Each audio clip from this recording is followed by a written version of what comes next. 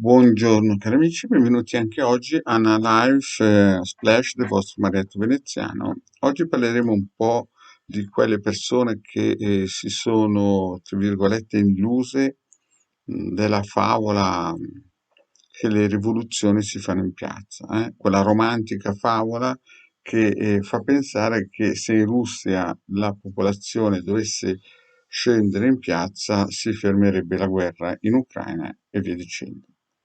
Purtroppo, come ha spiegato Marietto, più o meno dal 2010-2012, a tutte quelle persone che, insomma, aspettavano gli extraterrestri con le carrozze, i salti quantici e via dicendo, il vostro Marietto vi ha detto che l'unico che effettivamente ha visto il salto quantico in quel periodo è stata la Siria.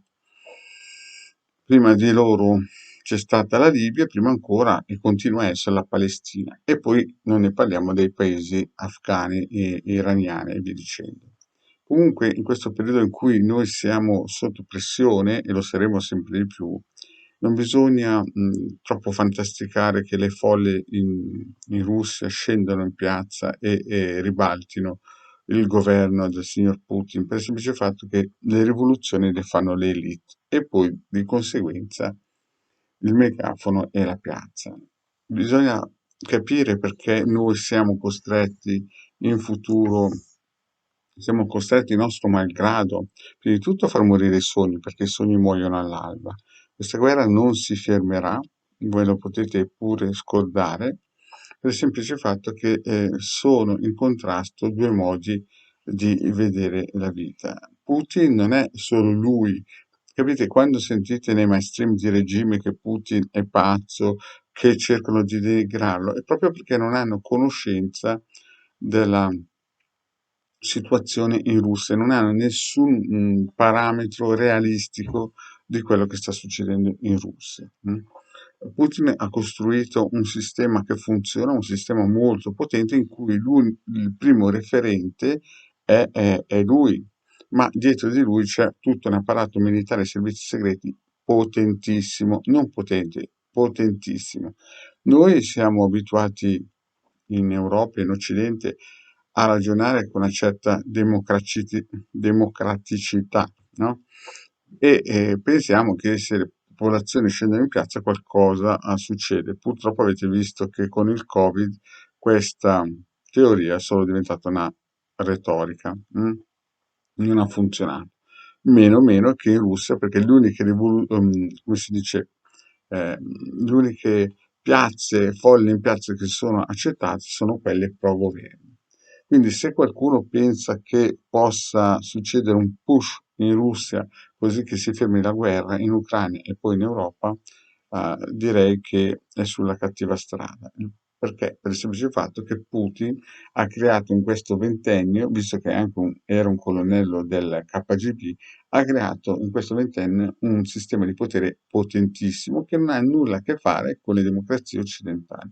Quindi per forza di cose non potremo mai, no? Non potremo mai fermare una persona che rappresenta un apparato sia politico che di intelligence che di forze militari così forte. Non potremo mai neanche dialogare con una persona che è lontanamente, lontano mille miglia dal nostro modo di pensare. Quindi per forza di cose sta arrivando questa valanga, no? Sta arrivando questa valanga che non possiamo pretendere che curvi, ci dobbiamo o spostare noi o cercare delle soluzioni alternative. Quindi a tutti quelli che si svegliano la mattina, no?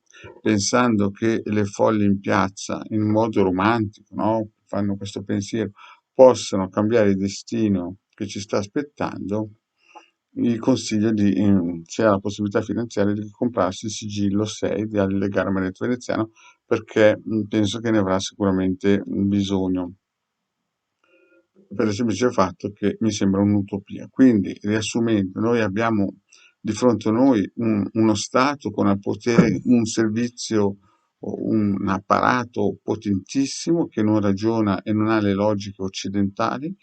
Abbiamo di fronte un signore con tantissime armi, molto potenti, anche nucleari, e quindi ci aspetta sicuramente un periodo impegnativo. E a tutti quelli che pensano in modo romantico che le folle di piazza, le rivoluzioni di piazza siano reali, vi do un brutto risveglio, sono solamente comandati dalle elite e l'elite che c'è in Russia in questo momento è potentissimo e anche se dovesse decapitare Putin, ipotizziamo, verrebbe sostituito da sicuramente una persona più feroce. Grazie cari amici e vi aspetto sempre, iscrivetevi al canale.